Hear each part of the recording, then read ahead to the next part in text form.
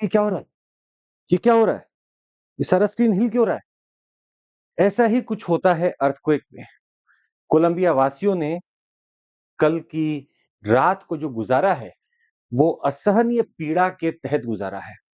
Colombia में एक earthquake, जी हाँ, भूकंप आता है, जो कहा जा रहा है कि 7.4 मैग्नीट्यूड का है और जो वहां पे डिस्ट्रक्शन हुआ है, जो वहां पे सब कुछ खत्म होने का अर्थक्वेक ने ठान लिया था, आप उसका चित्रण देख रहे हैं सर। घर टूट गए, चर्च बर्बाद हो गए, सब कुछ मलबे में बिखर चुका है, बिल्डिंग्स गिर रही थी, लोग भाग रहे थे, आवाज लगा रहे थे। ये कल कोलंबिया का पूरा दिन रहा है। आज इस सेशन के माध्यम से ये समझते हैं कि आखिर अर्थक्वेक पे अभी तक इंसान क्यों नहीं कंट्रोल पा पाया और आखिर अर्थक्वेक क्यों आ रहे हैं, हम क्या कर सकते हैं। कुछ टर्म्स आपके सामने यहां जरूर आएंगे। स्वागत है आप सभी का इस सेशन में। कोलंबिया में अर्थक्वेक आया जरूर है, पर पहले आपको समझना होगा कि अर्थक्वेक जो आ रहा है वो क्या कर रहा है। जब हम बोले अर्थक्वेक, तब आप समझ जाइएगा कि कहीं पर धरती पर हलचल हुई है, जिस हलचल के कारण कुछ एनर्जी रिलीज हुई है, और इस एनर्जी को कम मत आंकिएगा। ये जो एनर्जी रिलीज होती है, अगर मैं बोलूं कि 7 मैग्नीट्यूड का एक अर्थक्वेक आया है, तो इसका मतलब है लगभग 2 इंटू 10 to the power 15 joules of energy release हुई है, जिसका मतलब लगभग 480 किलो टन का टीएनटी विस्फोट हो गया है, जिसका मतलब है 0.48 मेगा टन का टीएनटी विस्फोट हो गया है। बड़ी भयावह एनर्जी है यहां पर अर्थक्वेक क्या है, इसको समझने के लिए पहले आइए आपको धरती के कुछ एस्पेक्ट को बता दें। आपको लगता होगा कि सर धरती है, आराम से अपना टहल रही है, घूम भी रही है और टहल भी रही है। ऐसा नहीं है सर। इस धरती में भी उतने ही संघर्ष है जो आम आदमी के जिंदगी में आते हैं। इस संघर्ष से हर प्रति सेकंड, हर अभी हम बात कर रहे हैं तो भी धरती जूझ रही है। क्या है वो, आइए देखते हैं। इस धरती को जो आप देख रहे हैं, इसे बहुत सारे लेयर्स होते हैं। लेयर्स को समझने के लिए आप थोड़ा सा अगर अपना नजर यहां डालें, तो धरती के कुछ लेयर्स से मैंने अगर क्रॉस सेक्शन निकाला है, तो धरती का जो बिल्कुल अंदर का भाग होगा वो कोर होगा, वो इनर कोर होगा। बाहर निकलिए आउटर कोर में आएंगे, और बाहर निकलिए मेंटल में आएंगे, और बाहर निकलिए एस्थेनोस्फेयर में आएंगे, और बाहर निकलिए लिथोस्फेयर में आप आएंगे। हम, हमारा पूरा जमीन, हमारे लोग जिस पे रहते हैं, उसको हम बोलते हैं लिथोस्फेयर। लिथोस्फेयर का मतलब ऊपरी भाग, हमारे धरती का ऊपरी भाग जो ब्रिटल है, टूट सकता है, उसको हम लिथोस्फेयर बोलते हैं। और ये टूटा हुआ है, मतलब हमारे लिथोस्फेयर में बहुत सारे आपको क्रैक्स दिखाई देंगे। इसका क्या मतलब है, अगर आप धरती के अंदर का हिस्सा देखें या धरती को ऐसे गोल रूप में आप देख रहे हैं, तो आप ऐसा समझ लीजिए कि धरती बहुत सारे हिस्सों में टूटी होगी। अगर मैं इसको एक नई इमेज में बना के दिखाऊं तो आप बेहतर समझ पाएंगे कि आप अगर अपनी धरती को ऐसा मानते हैं, तो आप मान लीजिए कि ऊपर का जो पार्ट होगा वो लगभग इन क्रॉस सेक्शंस में टूटा हुआ है। इतने बड़े बड़े भाग इसके टूटे हुए हैं, और ये टूट कर तैर रहे हैं और चल रहे हैं। दो चीज है, तैर भी रहे हैं और चल भी रहे हैं। अब सवाल है कि चलने तैरने के लिए कोई तो फोर्स चाहिए होगा। ये क्या है, धरती का ऊपरी भाग जो कि टूटा हुआ है, इसी को हम बोलते हैं, ये किसका भाग है, ये लिथोस्फेयर का भाग है। ये लिथोस्फेयर का भाग है जिसका आपने एक नाम दिया है प्लेट, जिसका आपने नाम दिया है प्लेट। ये हमारे लिथोस्फेयर का भाग है जिसको हमने नाम दिया प्लेट का। मतलब आज मैं जिसके ऊपर रह रहा हूं ये एक प्लेट होगी, अमेरिका वाले जिसके ऊपर रहते होंगे वो प्लेट होगी, रशिया वाले जिसके ऊपर रहते हैं वो एक प्लेट है। ये प्लेट बहुत बड़ी बड़ी है, मतलब हमारे पास 7 मेजर बहुत बड़ी बड़ी प्लेट हैं, और बहुत सारी अनगिनत माइनर प्लेट्स हैं। बहुत सारी अनगिनत माइनर प्लेट्स हैं। हम आपको ऐसा क्यों बोल रहे हैं, क्योंकि 7 मेजर प्लेट के हलचल को तो आप देख सकते हैं, पर धरती के अंदर डायनामिज्म इतना है कि बहुत छोटी छोटी प्लेट्स भी बन जाती हैं। मतलब हो सकता है कि इस प्लेट के अंदर भी छोटी मोटी बहुत सारी प्लेट हो, कोई बड़ी बात नहीं है। एक प्लेट के अंदर भी बहुत सारी छोटी मोटी प्लेट्स हो सकती हैं। अब ये प्लेट तो बन गई, अब आपको बता दें कि सर आपकी प्लेट या लिथोस्फेयर किसी एक चीज पर तैर रहा है, और उस चीज का नाम है एस्थेनोस्फेयर। मतलब यहां पे नीचे एक ऐसा सब्सटेंस है जिसके ऊपर ये पूरा लिथोस्फेयर तैर रहा है, उसका नाम है एस्थेनोस्फेयर। सवाल है, कोई चीज तभी किसी के ऊपर तैर सकती है जब वो लिक्विड हो, तो क्या ये लिक्विड है? नहीं। क्या ये सॉलिड है? नहीं। ये जो आप एस्थेनोस्फेयर देख रहे हैं, ना ये लिक्विड है ना ये सॉलिड है, ये बीच का है, सॉलिडस कहते हैं। इसकी प्रॉपर्टी बिल्कुल प्लास्टिक लाइक है, जेली टाइप है।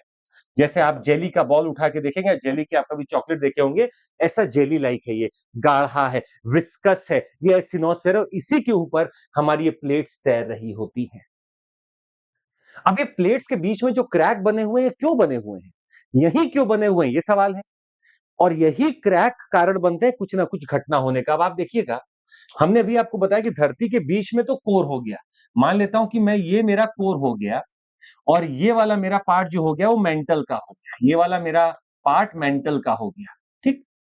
हम लोग नॉर्मली देखते हैं कि कोर और मेंटल की बाउंड्री पे इतनी गर्मी है कि यहां से मैग्मा जो है, जो एकदम पिघला हुआ, सोचिएगा पिघला हुआ पत्थरों का एक समूह जिसको मैग्मा कहते हैं, वो ऊपर उठता है और ऊपर उठकर यहां पे टकराएगा। जहां टकराएगा वहीं धरती फट जाएगी। सवाल, क्या ये एक ही जगह से हमेशा उठता है? नहीं, ये कहीं से भी उठ सकता है, कभी भी उठ सकता है। आज उठा होगा, 1 बिलियन साल बाद उठेगा, 2 बिलियन साल बाद उठेगा। इसीलिए प्लेट्स परमानेंट नहीं होती। प्लेट्स कभी जुड़ भी जाती हैं, प्लेट्स कभी अलग भी हो जाती हैं, कभी दो प्लेट मिल जाएंगी, कभी अलग हो जाएंगी। क्योंकि आज जो आप धरती देखते हैं, हमेशा से ऐसी धरती नहीं थी हमारी। हमारे पास दो सुपर कॉन्टिनेंट हुआ करते थे और वो धीरे धीरे टूटते चले गए। इसका मतलब है कभी कभी ये सब जुड़े होंगे, कभी कभी इन फोर्स की वजह से टूटे होंगे। अब जहां पे हिट करेगा वहां पे दरार पड़ गई। अब ये बाहर ना निकलकर क्या करता है, इसी एस्टेनोस्फेयर में घुल मिल जाएगा और कुछ भाग इधर चला जाएगा, कुछ भाग इधर चला जाएगा। तो जब पिघले हुए पत्थरों का समूह ऐसे चलेगा, ऊपर वाली चीज से घर्षण करेगा। अब लिथोस्फेयर में घर्षण किया और लिथोस्फेयर को अपने साथ लेकर चलने लगता है। तो टूटा क्यों? क्योंकि नीचे से कोई फोर्स आया मेंटल का, प्लूम आया, प्लूम मतलब एक पिघला हुआ समूह पत्थरों का, तोड़ा, और तोड़कर जब ये इधर मुड़ा तो साथ में घर्षण के कारण, भाई अगर ये मेरा प्लेट है और नीचे से मैं अगर कुछ ऐसे ले जाऊं तो ये भी इधर चला जाएगा, ये भी इधर चला जाएगा। वही होता है यहाँ पे, वही होता है यहाँ पे, यही इसके चलने की प्रक्रिया है। अब जैसे ही कोई चीज चली, अब प्लेट्स तो आसपास बने हुए हैं, अब दो चीज हो सकती है। भैया एक प्लेट ये बनी हुई है, एक प्लेट ये बनी हुई है, या तो आप दोनों को अलग कर दीजिए, अलग भी हो सकती हैं, या आप दोनों को पास भी ला सकते हैं, टकराहट भी हो सकती है। हो सकता है कि घर्षण करके यहां पे लेकर आ रहा है, घर्षण करके यहां पे लेके आ रहा है, तो यहां पर दोनों आपस में टकरा सकती हैं। जहां टकराती हैं हम बोलते हैं कन्वर्जेंस, जहां पर अलग होती है हम बोलते हैं डाइवर्जेंस। यहां पे एक साथ टकरा रही हैं, पास आ रही हैं, कन्वर्जेंस, यहां पर दूर जा रही है, डाइवर्जेंस। और इसी से तमाम अर्थक्वेक, तमाम ज्वालामुखी, तमाम धरती के अंदर की गर्मी बाहर निकलने की ये सारी प्रक्रियाएं हैं। हम चालू किए थे कि यार अर्थक्वेक एनर्जी रिलीज कर रहा है। अब आप सोचिए, इतने किलोमीटर डीप से कोई क्रैक बनकर आप तक बनेगा, ऊपर तक आएगा और आपको चला कर ले जाएगा। सोचिए कितनी एनर्जी चाहिए होगी इस पूरी धरती को चलाने के लिए, प्लेट्स को चलाने के लिए। उतनी एनर्जी जब रिलीज होती है तो सोचिए सर आप, कितना बड़ा बम फटा होता है। कहा जाता है कि 0.5 मेगा टन का टीएनटी विस्फोटक जितना एनर्जी निकलता है, जो हमने आपको दिखाया 2 × 10⁻15 जूल्स की एनर्जी निकल रही होती है। सब घर, सब चीज हिला डुला सकता है ये। अब हुआ क्या, लगभग जब आप कोलंबिया की बात करेंगे तो आप एक चीज समझिएगा, जब हम कोलंबिया की बात करते हैं तो जरूर वहां कुछ ना कुछ नीचे से उठ के आया, दोनों चीजों को फाड़ा होगा, कुछ इधर गया कुछ इधर गया। आइए देखते हैं कोलंबिया को पहले नक्शे पे। कोलंबिया देश है साउथ अमेरिका का, ये रहा साउथ अमेरिका का नक्शा। अब आप देखिए इसमें आपको अलग अलग कलर्स दिखाई दे रहे हैं क्योंकि अलग अलग प्लेट्स हैं। एक प्लेट का नाम हो गया साउथ अमेरिकन प्लेट, एक प्लेट का नाम है साउथ अमेरिकन प्लेट। एक बड़ी प्लेट जो आपको यहां दिख रही है बिल्कुल, इसका नाम है नाजका प्लेट। एक प्लेट आपको ऊपर दिख रही है कैरिबियन प्लेट, एक आपको ऊपर दिख रही कैरिबियन प्लेट। इन सारे प्लेटों का आपस में लड़ना, अलग होना, बहुत कुछ हो रहा होता है। जैसे नाजका प्लेट लगातार यहां पर अंदर की तरफ जा रही है, साउथ अमेरिकन प्लेट इसको दबाने की कोशिश कर रही है। अब हम ज्योग्राफी में और डिटेल में जाएंगे तो समझेंगे नाजका कैसी प्लेट है, वो अब बाद की बात है। पर दोनों प्लेट टकरा रही हैं, अगर दोनों प्लेट टकराएंगे तो सर कुछ ना कुछ तो जरूर होगा। अब दोनों प्लेट टकरा रहे हैं सर, तो हलचल तो होगी, एनर्जी तो रिलीज होगी। हुआ क्या है कि नासका प्लेट टकरा के नीचे की तरफ बेंड हो जाती है और ये वाला जो आपका साउथ अमेरिकन प्लेट है ऊपर रह जाता है। ये जितना नीचे जाएगा उतना गर्म होकर पिघलेगा, पिघल कर यहाँ मैग्मा बनाएगा और मैग्मा इस वाले धरती को फाड़ कर ऊपर निकल कर यहाँ माउंटेन बनाता है और इसी को हम कहते हैं एंडीज माउंटेन। ये पूरा यहाँ पर एंडीज माउंटेन बना हुआ है, ये पूरा यहाँ पर एंडीज माउंटेन बना हुआ है, वो इसीलिए बना हुआ है कि नाज़का प्लेट नीचे जा रही है, साउथ अमेरिकन प्लेट ऊपर है, और जैसे ये ऊपर है नीचे जा रही है, यहाँ पे मोल्टन मैग्मा बन के इसको फाड़कर ऊपर माउंटेन के फॉर्म बना। क्यों माउंटेन बना? मैग्मा फाड़ के बाहर निकल रहा होगा, ठंडा होके यहीं सॉलिडिफाई हो जा रहा होगा। एक पे लेयर पे एक पे लेयर पे एक बनता जा रहा है, लेयर पे लेयर, लेयर पे लेयर बनता जा रहा है और जमा होता जा रहा है। मतलब अगर ये प्लेट मूव करेंगी तो धरती हिलेगी, बर्बादी होगी। आप ऊपर देखिए कोलंबिया कहां है सर, ये रहा कोलंबिया का देश। कोलंबिया के देश में 3 प्लेटों का संपर्क है, south American plate, Nazca plate और कैरिबियन प्लेट। कहीं लड़ रही हैं, कहीं अलग हो रही, कहीं बस स्लिप कर रही हैं, और इन सब के कारण यहां एक बहुत बड़ा अर्थक्वेक आता है जो कोलंबिया की राजधानी बगोटा से लगभग 400 किलोमीटर की दूरी पे है। अगर यहां पर बगोटा बीच में है तो लगभग यहां पर एक अर्थक्वेक आता है जिसने कल तबाही मचा दी। हमने आपको एक और टर्म दिया था, मैग्नीट्यूड। समझिएगा सर, बहुत बड़ी बात है। एक टर्म हम आपको देते हैं, मैग्नीट्यूड का मतलब होता है एक ऐसा नंबर, ये एनर्जी है जो अर्थक्वेक रिलीज कर रहा है जहां पर अर्थक्वेक आया है। मतलब अगर अर्थक्वेक को मैं ऐसे बनाऊं कि सर इस जगह पे अर्थक्वेक आया है, तो इस सेंटर को हम बोलते हैं फोकस पॉइंट, और जहां सबसे पहले एनर्जी उसकी रिलीज होती है उसको हम बोलते हैं एपीसेंटर। एपीसेंटर, एपीसेंटर मतलब अर्थक्वेक के फोकस पे जो एनर्जी रिलीज हुई है वो कितनी है, वो मैग्नीट्यूड होता है। तो वो 7 मैग्नीट्यूड की है। इस मैग्नीट्यूड के कारण जिस धरती पर आप खड़े होते हैं वहां पर शेकिंग होता है, और उस शेकिंग को हम मेजर करते हैं इंटेंसिटी के नाम से। इंटेंसिटी क्या है? Measure of the shaking of the earth. Earth जो शेक कर रहा होता है उसके मेजरमेंट को हम कहते हैं इंटेंसिटी।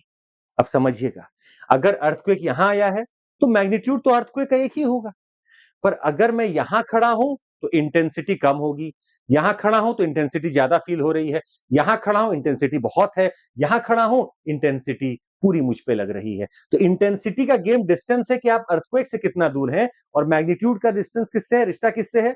जहां पे रिलीज हुआ है वो सेम रहता है, वो आपका वही एनर्जी। तो मैग्नीट्यूड हमेशा सेम रहता है, इंटेंसिटी फर्क करता है। मतलब अगर कोई अर्थक्वेक गुजरात में आए तो यूपी वाले बोलेंगे सर इंटेंसिटी कम था, मैग्नीट्यूड तो उतना ही है जितना कि वो अर्थक्वेक का आया, पर यूपी को इंटेंसिटी कम लगेगी एज कंपेयर टू राजस्थान, क्योंकि यूपी दूर है। अब आपको पता है 7.4 मैग्नीट्यूड का मतलब आप समझिएगा सर। भाई 3-4 तक तो समझ में भी नहीं आता कि अर्थक्वेक आया, वो तो दिन भर कुछ ना कुछ हो रहा होता है धरती में। धरती ऐसे ही नहीं आपको जवाब देती है। जैसे आपका भी एक ब्रेकिंग पॉइंट होता है ना, इसके बाद आप झन्ना जाते हैं, वैसे धरती का भी, धरती 4-5 मैग्नीट्यूड को कुछ समझती नहीं है। अब जैसे ही आप 5 के ऊपर जाएंगे, अब भूकंप आया 5 मैग्नीट्यूड का, घर कांपेगा। 6 के ऊपर घर कांपेगा, कुछ चीज गिर जाएंगी।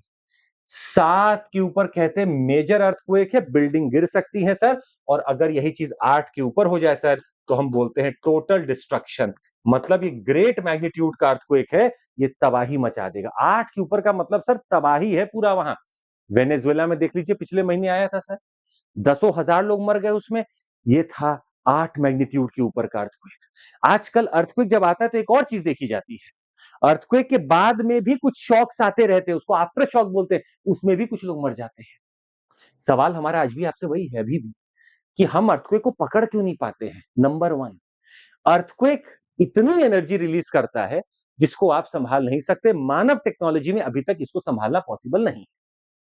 दूसरा, अर्थक्वेक का पॉइंट अक्रॉस द रीजन होता है। बम तो भाई आप एक जगह फोड़ते हैं, पर अक्रॉस पॉइंट आपके अर्थक्वेक आते हैं, तो अर्थक्वेक जब फैलते हैं तो एक जगह से चलकर चारों तरफ वेव्स बनाते हैं। पकड़ना बहुत मुश्किल है। आप एक जगह अर्थक्वेक को पकड़ लोगे, दूसरी जगह वहां पेड़ गिर जाएगा, वहां बिल्डिंग गिर जाएगी। तीसरा पॉइंट, धरती के मूवमेंट को मानव कंट्रोल नहीं कर सकता। मानव रॉड लगा दे, इंस्ट्रूमेंट्स लगा दे, आप सोच रहे उसको बांध दे, नहीं संभव है। उस एनर्जी के सामने जो धरती लगाएगी, आप कुछ नहीं कर सकते। हद से हद हम क्या कर सकते हैं? हमने आपको एक टर्म दिया था नियो डिटर्मिनिज्म का। आप इंसानी लाइफ को बचा सकते हैं।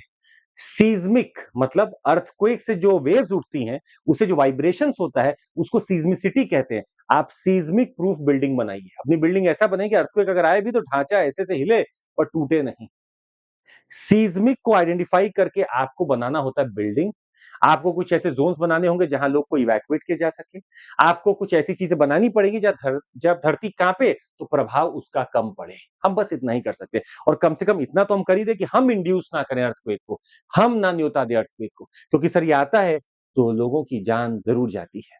उम्मीद है आपको पसंद आया होगा, समझ में आया होगा। अब आपसे आते-आते एक बात पूछ लेते हैं कि बताइएगा, भारत कहां-कहां पे अर्थक्वेक आज भी फील कर सकता है? कमेंट करके नीचे जरूर बताइएगा। Thank you so much, take care, Jai Hind everyone.